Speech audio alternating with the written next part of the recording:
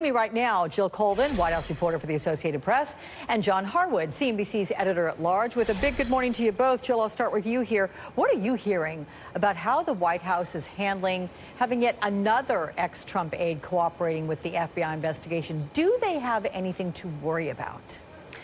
They definitely have something to worry about. I mean, what you've seen here is a pattern where the FBI has been working with, ex-Trump campaign aides, been able to get one guilty plea after the next, been able to convince people that they want to cooperate.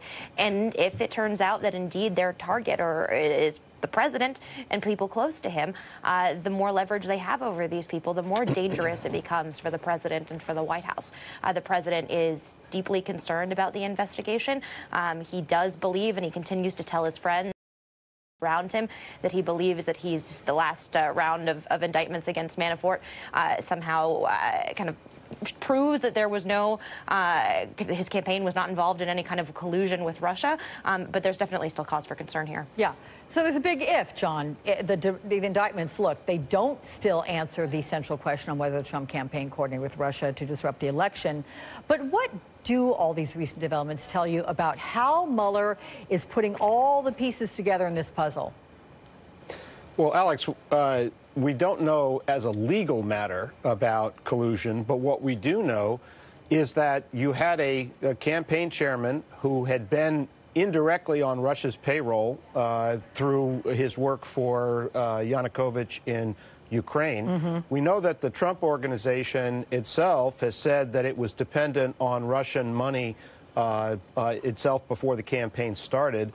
We've got the national security advisor to the president having pled guilty and cooperating, and we have a president who has declined to implement sanctions that Congress passed against Russia, who's consistently declined to criticize Russia, and we know that Russian hacking helped him win the election. So the pieces are pretty clear that the Russians helped Donald Trump.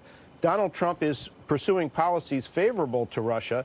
Again, you don't know what that amounts to as a matter of law, but there is a steadily increasing amount of pressure, as Jill was just saying, that renders what the White House is saying as nonsense. It is not that it has nothing to do with the White House. The president is pursuing pro-Russia policies at a time when we've got a series of aides having pled guilty, and we know that the Russians helped him win.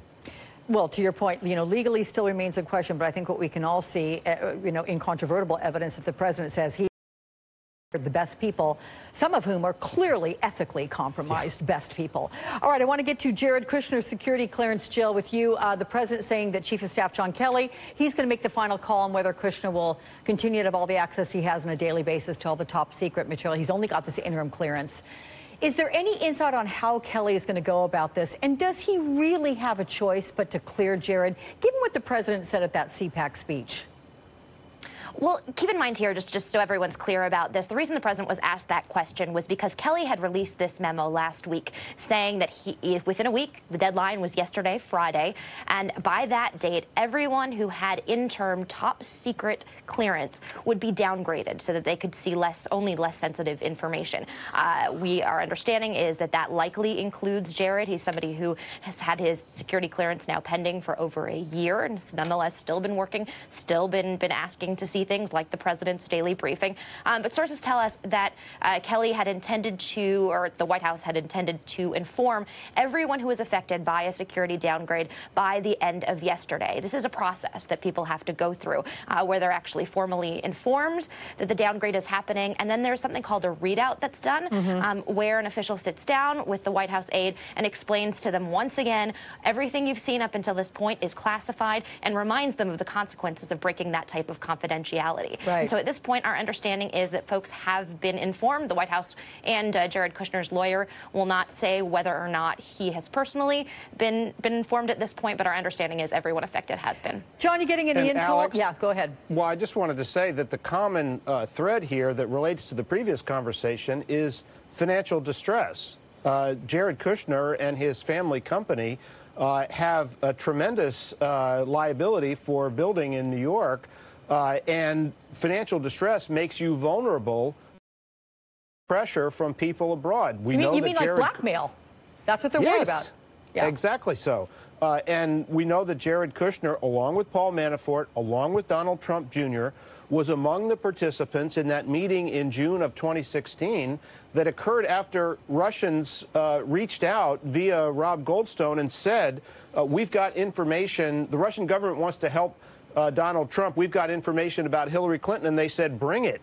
And they had that meeting. So Jared Kushner also had the conversations about a back-channel means of communication with the Russians after the campaign. So his situation is very problematic, not just as a matter of security clearance for working in the White House, but we don't know where Robert Mueller is going to go with respect to